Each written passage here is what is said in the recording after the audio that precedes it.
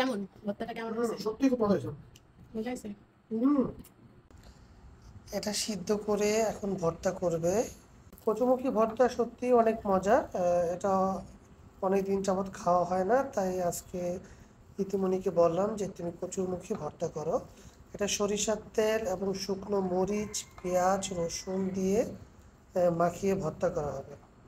হাতে যে কোনো ভর্তা করলে বেশি মজা লাগে। হাতের ভর্তা খুবই মজা। হাতের ভর্তা বা পাটায় বেটে ভর্তা করে। আসলে ভর্তা হাতে আমার খুব প্রিয়। হাতে ভর্তা করলে মজা লাগে শীত পাতা থেকে। এই সরিষার তেল দিয়ে মাখিয়ে নিলাম। দুপুর আর কি খাবো?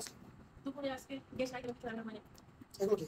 এই যে মাছ রান্না করছি আচ্ছা, আইড মাছ রান্না হয়েছে আজকে দুপুরে আর এই যে এবং কাঁকরোল ভাজি। যদি আমাদের ছোট ফ্যামিলি, অনলি আমরা দুইজন তো, তাই আর বেশি কিছু রান্না করা হয়নি। কচুমুখী ভর্তা এবং আইড মাছ ভুনা করেছে এবং কাঁকরোল ভাজি করেছে।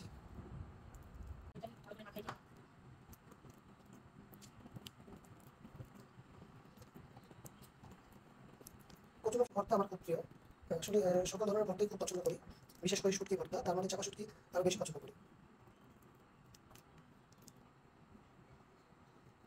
ভর্তা, ভাজি এবং মাছ। প্রতিদিন ভর্তা পারবা?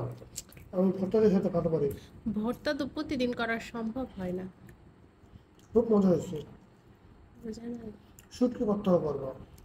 নিয়ে আসতে হবে শুটকি ভর্তা। হুম, শুটকি কিনে নিয়ে আসতে হবে। অসাধারণ।